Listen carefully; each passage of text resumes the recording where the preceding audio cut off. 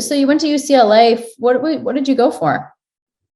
When I went to UCLA, I was under Coach Bob Larson, but it was one of the most diverse schools that I think, public school that was there. And it was the number one athletic and academic combination school. So I don't want to be another athlete who never got the diploma. So the pressure for me to get my UCLA degree was huge on me and my family. And even my mom at one point, is because I was running more miles now. I was getting skinnier. So like, you should stop this running thing because, you're getting tired. You should just get a job like your brothers that on a desk. But I said, Mom, it's paying for my education, but I also love it, and then eventually I studied communication with business. And then once I graduated in 1999, became professional and then start competing. And, what a thrill of a lifetime to graduate from UCLA. And I said, now I can give running a full priority, because definitely did not take priority when I was at UCLA. Academics did. And then, I did altitude training and started doing that. And then also going to Sydney, Australia, just to wear the red, white, and blue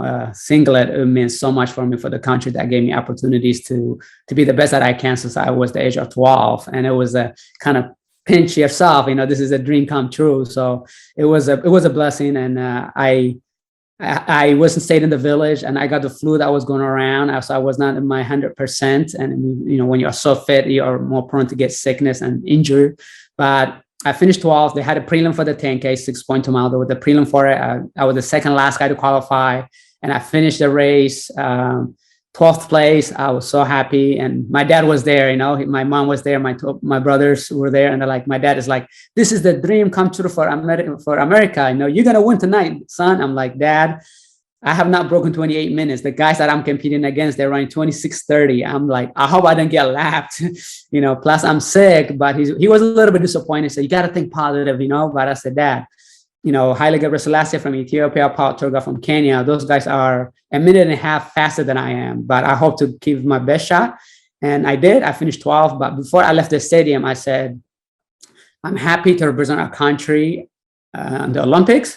But next time around, I hope to make the team and also win a medal for our country. And, in 2004, I had made the 10K team and the marathon. But the marathon is it won the history over me, because of my chances of medaling was better in the 10K, because I was a national champion, American record holder in the 10K. Whereas in the marathon, this is my fourth marathon. I was the 39th fastest guy in the field. The chances were not pretty, but to be in Athens, Greece, where the Olympics started, where the marathon got its name from, and to be a hot, hilly, and humid, challenging circumstance, I think it's not going to favor world record. So I said, I got to put my grit down and do the proper training. And we worked hard with Danica, who was the female runner who got bronze medal, and her coach, Coach Joe Vigil, and my coach, Bob Larson. We kind of secluded ourselves in Mammoth Lakes and trained hard, and to be able to go to Athens and be able to, win 2 medals for our country and win a silver medal for me. Where I met my dad the first time in 5 years in Athens, Greece, before going to Italy. To be able to be there and win that medal, it meant so much to me. Wow. Are your parents still alive? Fortunately, yes, my parents are still alive, and they're in San Diego, California, where I grew up. They're blessed. We always celebrate October 21st through phone calls, or because that was the rebirth of our family. And when we first came to the United States, I will never forget that day. October 21st, 1987. We're coming up now, and 34 years almost. So it's a blessing. And, whenever I get the opportunity to spend time with them, it's always a joyful moment. Yeah. Yeah. Do you, I feel like you have intention, you have depth, and you have integrity. I'm wondering, where do you get that from? And is religion or spirituality a part of your life? Was that ever a part of your life? Oh, absolutely. Greek Orthodox is what I was raised, and be able to just, been an immigrant, and we were not going to church as much because we were location to different locations. Yeah. But I was baptized when I was 40 days old, and be able to just kind of believe in God. And my dad always said, when he was in that journey of 225 miles, he was gunpoint at one point, but the gun never went off. So he says, if God wasn't in my life, that would be the end of it. But he feels to that this day, you know, my journey to make that and to survive, there's a higher power in God to allow us the life that we have. And, you know, for us, we're very of the fortunate ones that have come out of third world country and make a living for our life, but we're no better than anybody. We just feel very fortunate that God has given us this mercy, this journey in us to be faithful and believers to be able to be the best that we can. But yeah, it's important to understand where you came from. For me, I go back to Eritrea, and after I did my first marathon in New York in 2002, I went to Eritrea to see for the first time and kind of remember a little bit when I was 10-year old. But you know, you kind of forget sometimes where you came from. And when I went back to see that, I was able to relive a little bit, you know, how people were surviving. No electricity, no running water.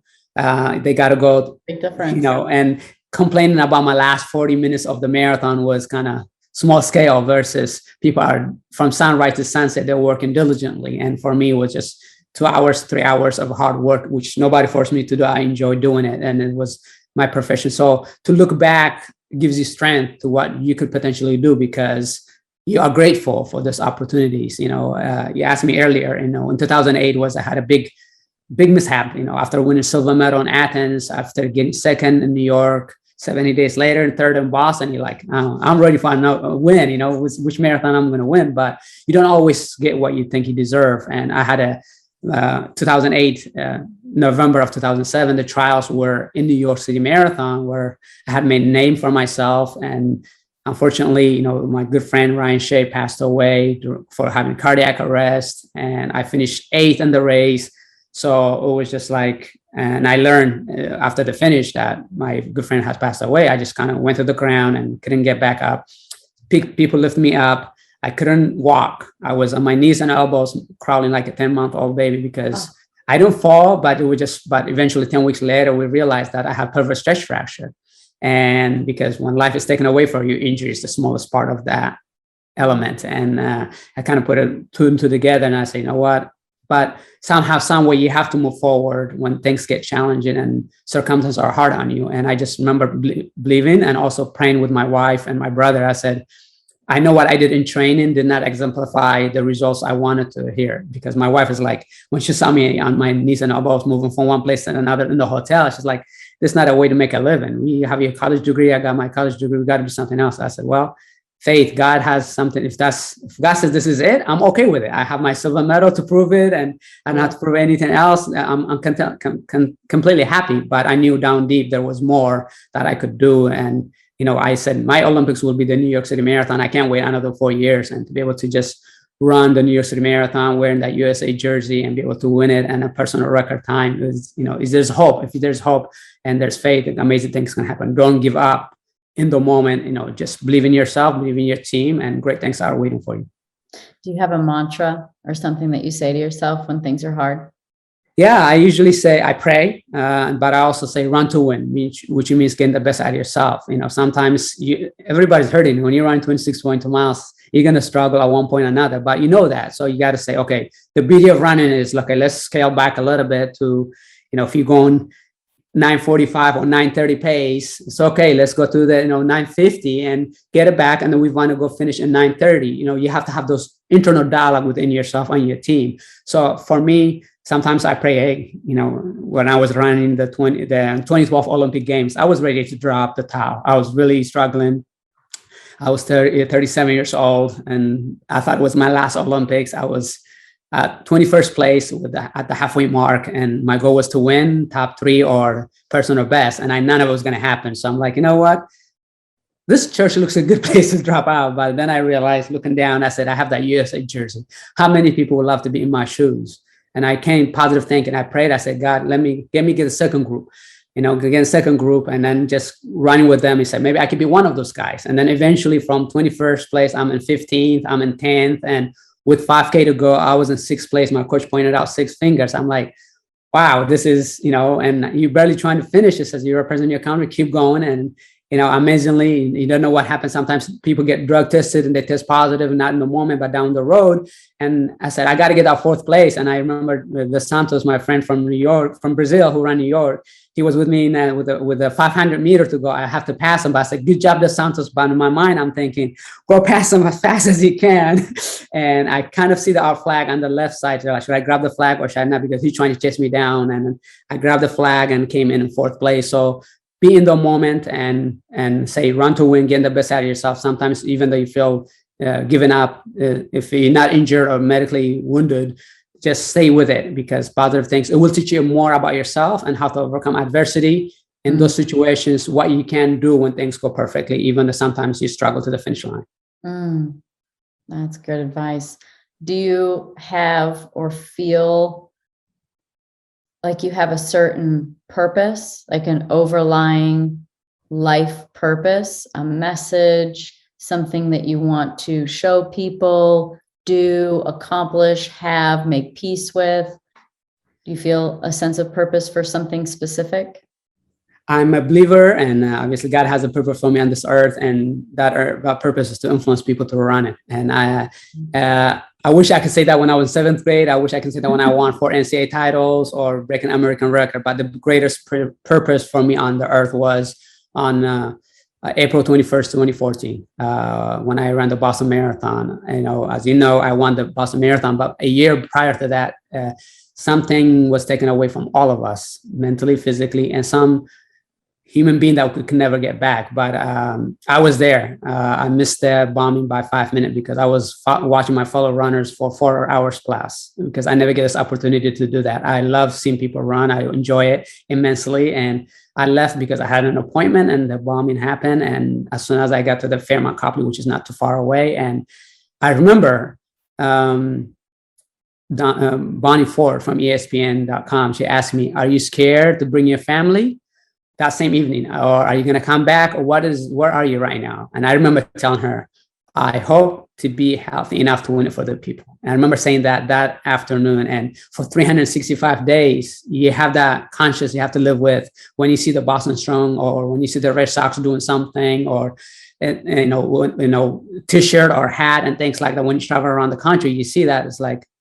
you're praying. It's like, God help me that day, hopefully to win it. And I remember when the Red Sox put the finish line, the trophy, the World Series at the finish line, I was getting worked on therapy. I remember to my massage therapist saying, I hope to do that win for the Boston on Patriots Day. And so my purpose, to answer your question, did come true, and is to be influential in terms of sports, and to be there for our runners, and to be able consciously, something my spirit told me, to write the victim's name on the bib that I wore the night before.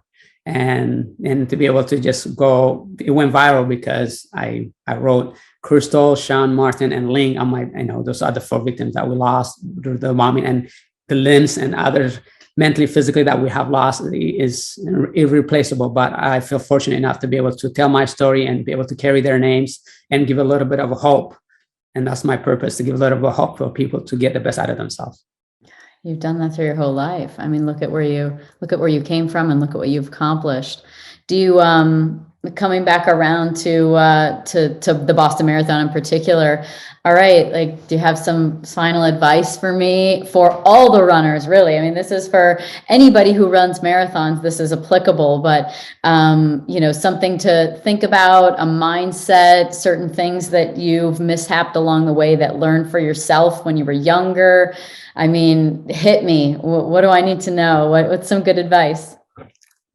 Marathon is a metaphor for life. Patience is a virtue. And Boston is a test for marathoning. I know you haven't done any other marathons, or for those of you that are doing marathon for the first time, Boston is challenging course, but we get excited. We get a narrow road at the beginning. And I made that mistake my first marathon. I went out fast and kind of said, what did I do that for? So what you want to do is, in the marathon, if you can make it your last mile the fastest, you're going to have a great time. You're going to enjoy it. And the friendship, especially after what we've been through with the pandemic and other things, this is a celebration. 26.2 miles is a celebration. The hard work is done. Now, tapering is the where you kind of run not as much, just kind of be healthy, be mentally, physically, and spiritually in the same page. and say, hey, I'm going to go out there and have fun and have a good time with the people that are running there, because that's the beauty of running. You just enjoy each other, and Bostonians know their sports, with all the sport they have, but on Patriots Day, they understand the big celebration from Hopkinton to Boston is on. So they're going to have a great appreciation. And I think it's wonderful that, we get to run again. And because, there've been, cancellation in the past. So this is, we've been injured or wounded. Now you come alive to it. We don't take anything for granted. Just be able to appreciate it. And, we all have worked hard, but now the celebration becomes, and I want to wish you the best and all the runners, because marathon you should do once in your lifetime. After that, it becomes optional.